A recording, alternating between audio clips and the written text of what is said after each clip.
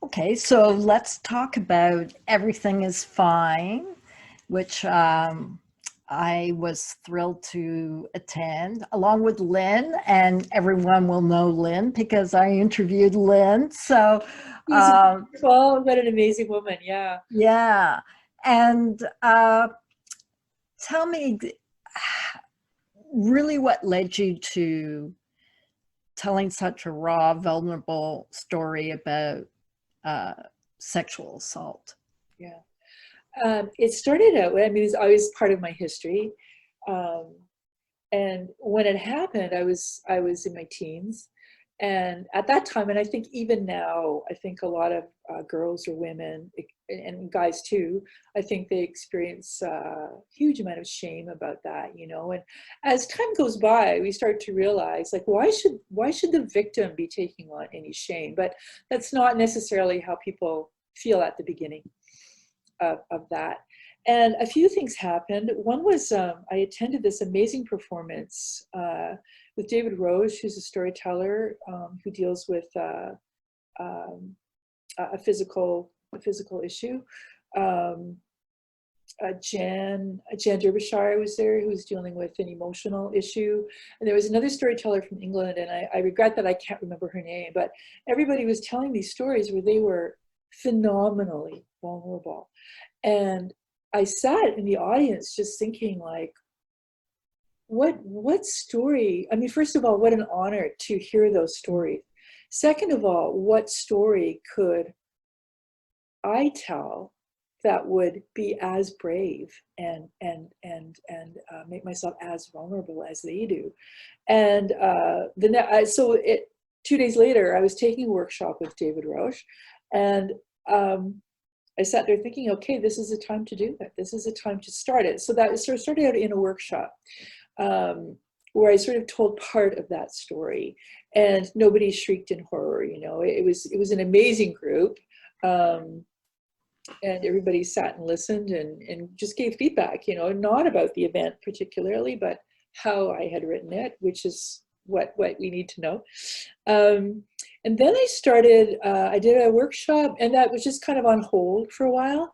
Then I did a workshop with Deborah Williams, who is one of the facilitators, or the facilitator, she and her husband and Jill working in at the Flame here in Vancouver. And she was giving a workshop in storytelling, personal storytelling at the Fringe Festival. So I took that workshop and I did a story, and she invited me to tell at the Flame. And I was like, oh yeah, I know. It's like, you know, that combination of, oh my God, I'm gonna like be sick. I'm so stressed out about this. But when it's over, it's like, oh, You that was must have felt just wonderful. glorious after. The Eh? sharing, and Yeah. they're very, very generous audiences as well, you know. And then the following year, I took the workshop with Deborah again, and she invited me to tell at the Flame again. And then she said, you know, like, if you think you're not writing a play about this, you're kidding yourself. And so I did. And so I did. Yeah. And you did. And I have so many questions about that whole process because uh,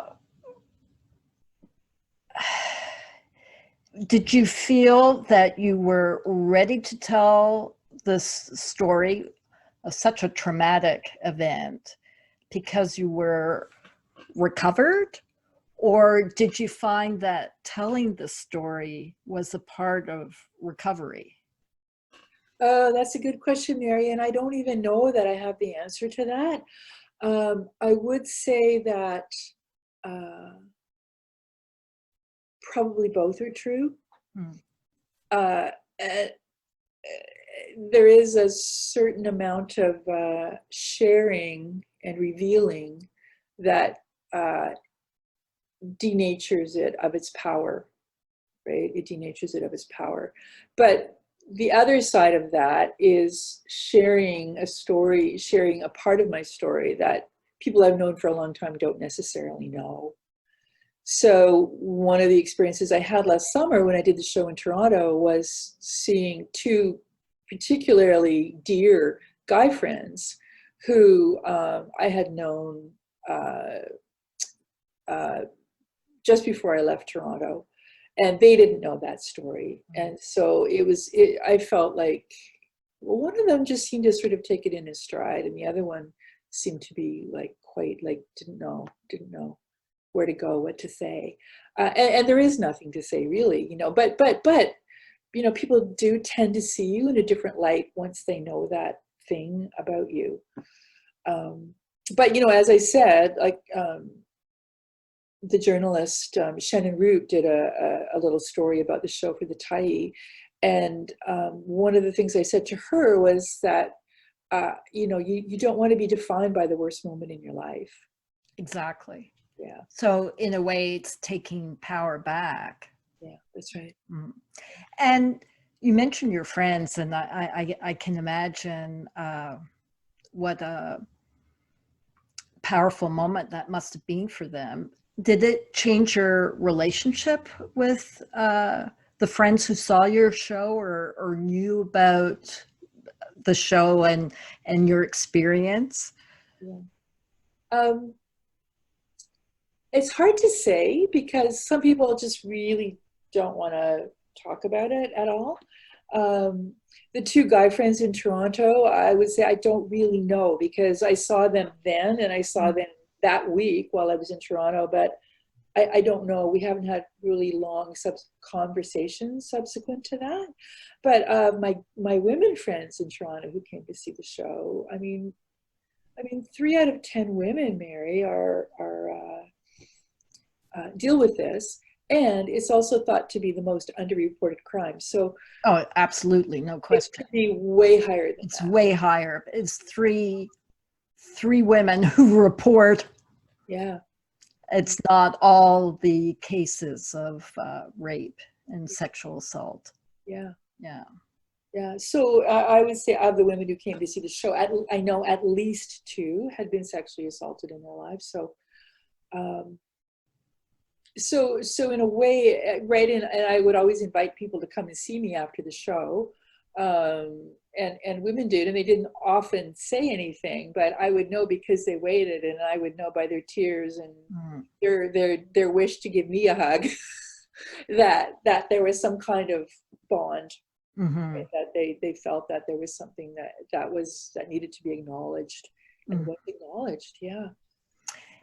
One thing that fascinated me, well, many things about that show fascinated me, but there are several Jennifer Martins in it because you're the writer and the performer, and you're the central character over time.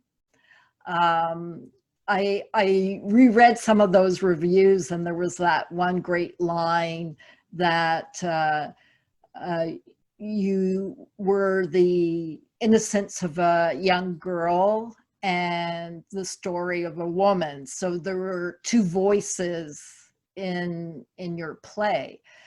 But as a performer performing your own story, did you feel like yet another different Jennifer Martin doing this, or did you relive the trauma when you were on stage?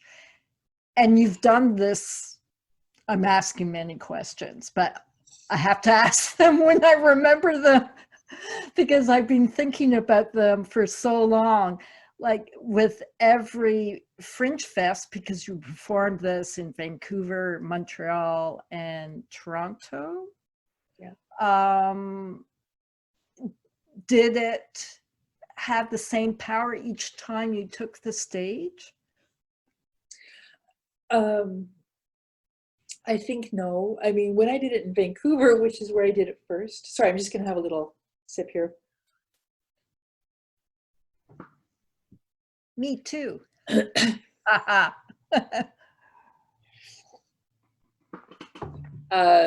was quite different because it was the first time I'd been on stage performing in a theater venue. I had done storytelling, but performing in an actual theater. First time I'd done it for probably about 20 years. So I do remember standing behind the curtain, like behind the blacks, for the first show, and the audience coming in, and you just feel that surge of adrenaline, you know, and feeling like, why did I think this was a good idea? So there was that, right? That was that to sort of propel me through. And for the most part, friends were in the audience always. Friends and friends I hadn't seen for quite a long time. I mean, there was actually a friend that I mentioned in the play. I just mentioned it really briefly about one of my friends from France, because I mentioned a boyfriend from Quebec and a girlfriend from France, right? And they spoke English just to be polite to me. She came to see the show, and I hadn't seen her probably in 20 years, you know? So I mean, things like that were amazing. So I felt pretty safe here, actually. I felt pretty safe here. Montreal was hard because I only knew one person in the city, and I was so grateful that she came to see this show because there was somebody to touch base with, and there was another Vancouver performer, Rodney DeCrue, who was also telling a very emotional and sensitive story about his childhood. And so we didn't really hang out, but it was nice to know that he was there, and, you know, the odd email back and forth and so on. So I felt a little bit of emotional support there, but it was emotional because that was Montreal. I mean, it's a part of that story. Right. So was it a bit triggering? It was a bit triggering. Yeah, it was a bit triggering. And I had a bit of a ghost there, actually. I was staying because my plan when I was like, before it all happened, my plan was to go to university in Montreal and to go to McGill if I could get in, and, you know, and live there and so on. And I was staying in one of the student residences at McGill. And it was maybe 4 or 5 blocks from the train station, which was another pivotal moment in the story. So one day I just felt like there was this hungry ghost, you know, who just, like, I had to get down to the train station. So I went there, and it was kind of surreal. What did you experience there? Yeah, I had a picture of it in my mind. So I don't know if again, I worry a little bit about sounding too out there, but if anybody has done shamanic work, and I think even apart from shamanic work, it makes sense to think about parts of ourselves that get left behind in experiences. So when I'm not an expert on this, so I hope I'm not explaining it poorly, but my sense of it is that when we have a trauma, a part of us splits off. And so I really felt like there was a part that had split off that was still sitting in that train station. And so that was the hungry ghost that was calling me. And so I walked into the train station, and of course it's nothing like I remember. Like, I do remember those old comfortable kind of leatherette chairs and so on, and it's all modular plastic stuff now. And so I couldn't find the place where I had been sitting and so on, but I felt that I did need to spend a bit of time there. So towards the back of the train station, there is a little cafe area. And so I got myself a cup of tea, and I sat there, and I just waited for that ghost to come. And she did. And, you know, I realized that she had no idea of what happened next. You know, and I think with shamanic work, the idea is to bring the person, or to integrate the part. And I really had a sense that, you know, and I might need to work with a skilled shaman with this, but I had the feeling like she's not ready to, either she's not ready to integrate, or I'm not ready to integrate her, right? So I don't know. But anyway, so we had tea, and I left. And she remained. And she remained, yeah. Yeah. I didn't realize that for a while, right? Because my expectation had been that there would be an integration, but it might be that that's not something that we do alone, right? Yeah. Yeah. Maybe not time yet. Yeah. Either way, yeah. And it was very weird. I felt like there's some rituals that I need to do here, you know. So, and I kept imagining that I saw people that I knew, and I knew that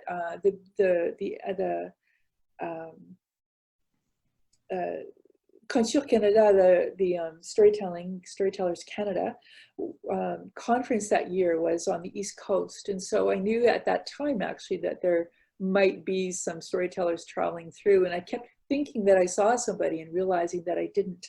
And I kept thinking that, you know, the boy that I really loved, Pierre, the one that I mentioned in my play, I kept thinking, well, maybe I'll see him. Or it was very odd. It was very, very odd.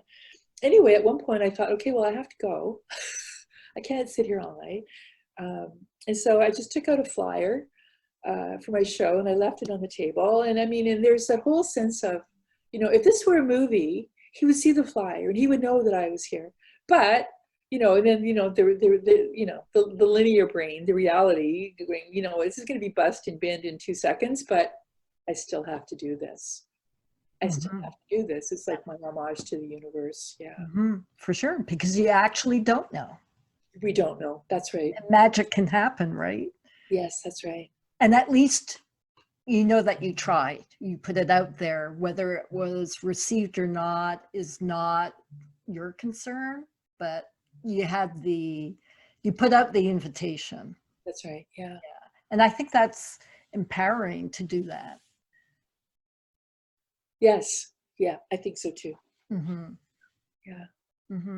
So it sounds like it was a very emotional time to be a performer and to revisit elements of your story as well. It sounds not that safe.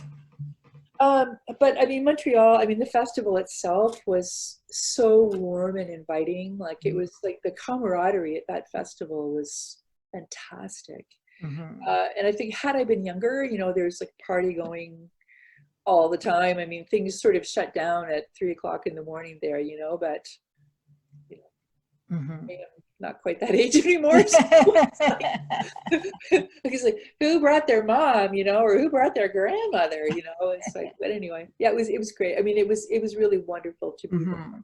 So it was wonderful and safe for the performer, but for your inner self, it was a bit more triggering and emotionally fraught. Yeah, that's right. Yeah, it was. And Toronto was the opposite because that festival, I mean, it's a massive festival. So there isn't quite the camaraderie that there is in Montreal. But I was more emotionally supported because I was staying with a really, really close girlfriend who was the first one to know the story, the truth of that story, right? So, and it was wonderful to be in her home and to be able to spend time with her and get caught up on our lives as well. So, yeah. What a journey. What an exceptional journey. And when you look back on it now, were there any surprises for you as a writer, performer, and having done this tour across Canada? I think the biggest surprise happened in Toronto, where at one point I was on stage, and it probably was one of the reviews that you came across, where I could feel myself kind of leaving the room. Like I wasn't emotionally present on stage as much as I could have been. Fortunately, it was towards the end of a show. But I think that on a very unconscious or subconscious level, I had just had enough. Because it was hard to do it again and again. And I can't say that I relived it because there were all kinds of fail-safes in place, right, for not reliving it and all. Such as? Well, just things that I had to pay attention to, like timing and lighting and expectations, you know, taking care of the audience, that kind of thing. But yeah, it could be a little hard at times. And so it doesn't matter really the number of times you perform it then? No. Because by that time you had performed it quite often, right? Yeah, that's right. Yeah. Yeah. Yeah. Yeah. Because Montreal, Toronto was the end of that run. Yeah. Was it something in the audience, do you think? Or was it just, I've done enough at that point? Yeah, it's hard to say. It's hard to say. And partly being in Toronto. And oh my God, it was hot. Well, that's another thing, hot and humid. The Toronto Yeah, special. yeah, the Toronto special. I mean, I grew up in Toronto, right, or near Toronto, so I certainly know about that weather. But when I go back to Toronto now, it's usually in the fall or the winter to spend Mhm. Christmas with my family and so on. So I'd completely forgotten about those summers. And it is very oppressive. So, in terms of dampening spirits for performers, that's just another hurdle. Might not have been your story per se, but just the barometric pressure out there that Right? just Yeah, yeah. lowered everything. And part of my story too is before I left Toronto, not being able to take the subway, Hmm. right? Not being able to take the subway, and having to take the subway every day to the theater. It's like, so there were all kinds of little things like that. Little reminders, little triggers. Yeah, Yeah. yeah, yeah. Yeah. Would you perform it again? I don't know actually.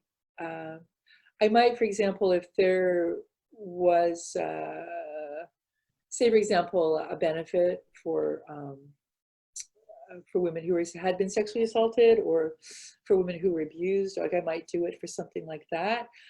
In a festival, I'm not sure. Like, I would really have to think long and hard about that, because Hmm. I do sort of feel recovered from Toronto, but it took a while. Hmm. Yeah. Never know. Never say never, right? Right. That's right. Yeah. Unless you feel that you are done and you've compartmentalized that creative aspect of your life and that emotional aspect of your life, and you want to move on maybe. Yeah. Yeah. Yeah. We'll see how it plays out. Yeah. Hmm. Yeah. Hmm. Now, what was intriguing about, well, so many things were intriguing about that show, but there were a lot of design elements that really enhanced the story and what you were living through. And again, others listening to this interview may not have realized this is a one-woman show, so you're it for the entire time. So what were the design and theatrical elements that you put in there to keep the momentum and to cover uh, the storyline? Because it goes from you as a young girl to adulthood. Yeah. Uh, well, one of the things that was really important to me actually was the music at the top and end of the show, and that was uh, David King, who's a playwright and a performer and a musician as well. That was a song of his that he was very generous in letting me use, because I love that song so much, partly because it's about young love. It's like, I wrote part of the lyrics, or I wrote the book of love. And so for me, that really was like a symbol of young hope, and the dreams that we have, right? At a certain age in our lives, we do pretty much think we know it all, and we do pretty much think we invented it, and uh, and then we get to a certain time in our lives, we realize, yeah, not really. And they think they invented it, right? It's quite funny. So for that performance, we started out in half light, Hmm. and I was looking at an exit sign, and it was leading into the exit sign in a truck stop diner that I went to after my assault. And so there was that kind of, so lighting was really, really important in that version of the show. And the fellow who did the lighting design was great. He actually was the tech, and he happened to be a very skilled lighting designer, Jonathan Patterson, and so generous with his time and so on. It was great. So we were really lucky there. The main thing there was the stool, right? There was a red stool, and that always symbolized a place, and it could either be the safe place, and protection, and so on, right? So that was always used in different ways. So, for example, there's a scene where I'm sitting in the truck stop diner, and that is the seat that I sit on. And so there's another scene later where there's an intruder in my home, and I pick it up as a weapon. So yeah, so that got used quite a lot, and that was the director, actually Deborah Porter Taylor, who suggested that. In Toronto, Montreal, I just had a stool that I sat on, so I didn't have that. But Deborah suggested a backpack, right? So right, the backpack is the container for all kinds of things. So the prop changed, but there was always that one element that needed to be there and represented a lot of different things. And there were some percussive elements as well, right? Oh, you mean the fist pounding? Yeah. And so yeah, this was it was meant to represent my heart beating, and also as I was being sexually assaulted, it kind of stands in for that. So it was meant to represent both of those.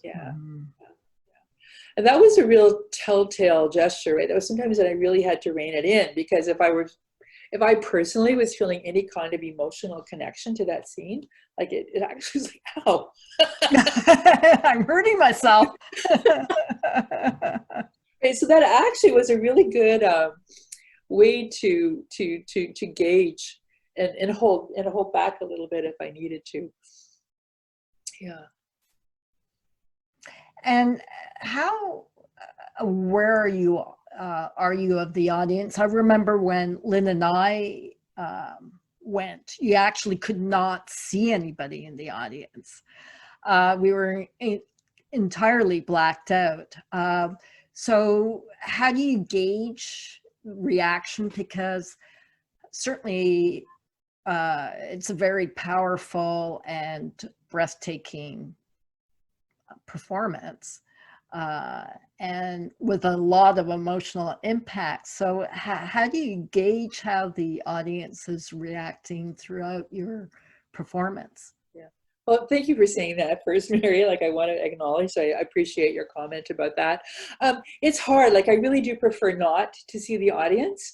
But I saw people who were sitting in the front row. And there was one night that actually was quite funny, because I think it was a young person who was the house manager and probably not that well experienced in theater. And so their decision was to seat everybody right across the front row. So there were 10 people in the audience, and they were all sitting in the front row. So I saw everything. And I really had to kind of put my eyes into soft focus or go somewhere else. So I didn't actually make eye contact with them, because parts of it are too intense. You can't make eye contact with the audience then. You can't. Because when you do, it makes the audience member feel responsible for your emotions, and that can't happen, right? The audience member can't be afraid for you, and they can't be responsible for your feelings. So, but you do get to have a bit of an intuition for body language, and you do get a bit of an intuition for how people are breathing in a venue that's small, because I think the maximum house capacity was maybe 30 in that venue. So I mean, you're definitely there, and it is a very organic kind of experience. So yeah, you do get an intuition for it, I think. Yeah. Yes.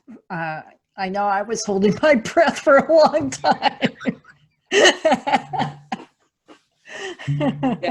Well, and in theater too, there is that fourth wall, right? I mean, yeah.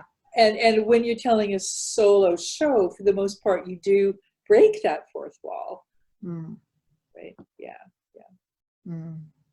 because you are right there.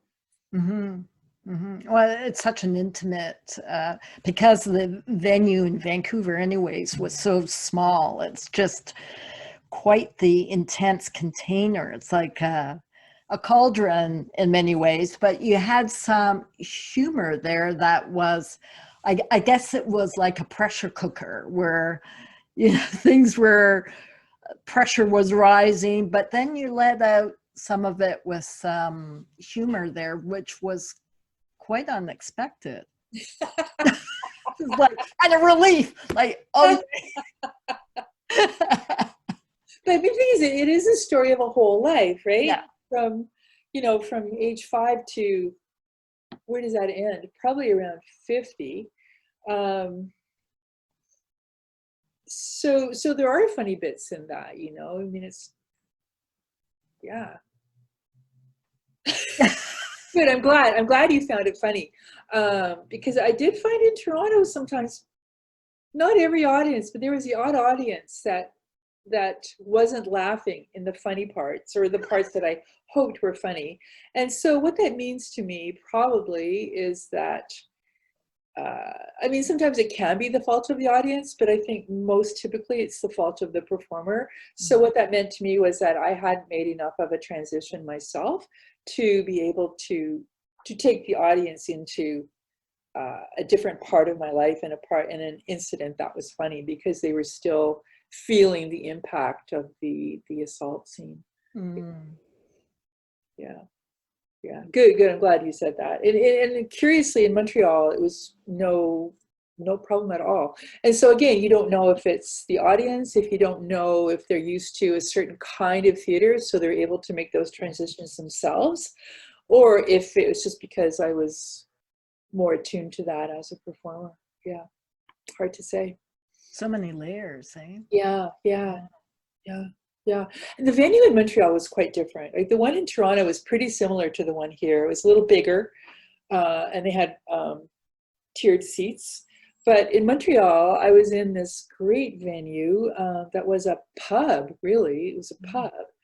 And so I was like on a proper stage, and the audience was below me, because typically musicians would be, or slam poets or whatever, would be on that stage.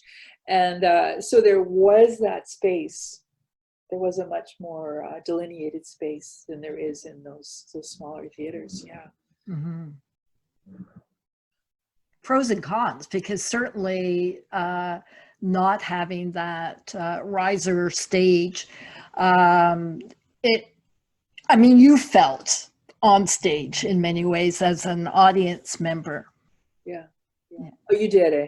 Yeah, I mean, you felt this is one container, and you're in the center, obviously, but you definitely felt in it, I would say, for sure. I remember it vividly, that we're on stage in many ways. Okay. As observers, obviously. Yeah. And did you feel well enough taken care of? I guess that's a bit of a loaded question, but. Well, I was there with Lynn, and I remember feeling it would be fun to do a round table with her on this subject, but I remember feeling her energy. I think it was really good we were there together. Yeah. Because I think we also, since we're friends of yours, felt we have to be safe for you. Uh-huh. And then we thought, as it was going on, oh, well, we also have to be safe for ourselves, because, what you describe is so raw and vulnerable. But as you say, it's something that all women have been thrust in similar, and may not be a full-on assault, but certainly every woman has experienced sexual, what would you call it, abuse, I guess, because abuse can be just calling names. It doesn't have to be physical, but in any case, women have been harassed. All women have been harassed at one point, and the scale of the abuse can vary, but we all know it, and we all know the fear. That's right, yeah. So even if you haven't experienced the full-on assault, all women know that horrible fear in their gut. And constant, what do I do now?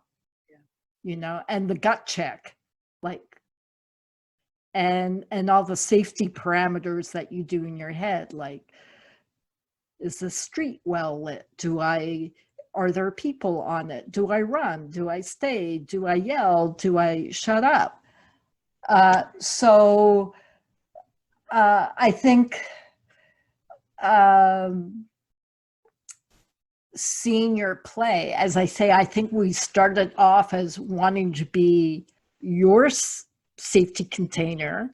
And then we realized, oh, okay, this is triggering as well. And so I'm glad we were there together. And I remember, actually, now I'm having flashes of that audience, and there were quite a few younger women there. And I do remember a sense of the audience checking itself out. Okay. Which is interesting. Like, how are you reacting? Sort of gauging the level of anxiety and calm. Like, are you calm or are you anxious? You know, that sort of thing. Yeah. Oh, thank you for sharing that with me. Yeah, which is unusual. I haven't been to many plays where you sort of get sucked into that degree where the audience does that check within itself. Yeah, but isn't it like, I mean, first of all, I'm sorry that anybody felt a bit like felt that they needed to be checked or check with each other. But I guess it is kind of indicative of how we are as women as well, that people will do that, Yeah. I think there's a huge community, a huge kind of unspoken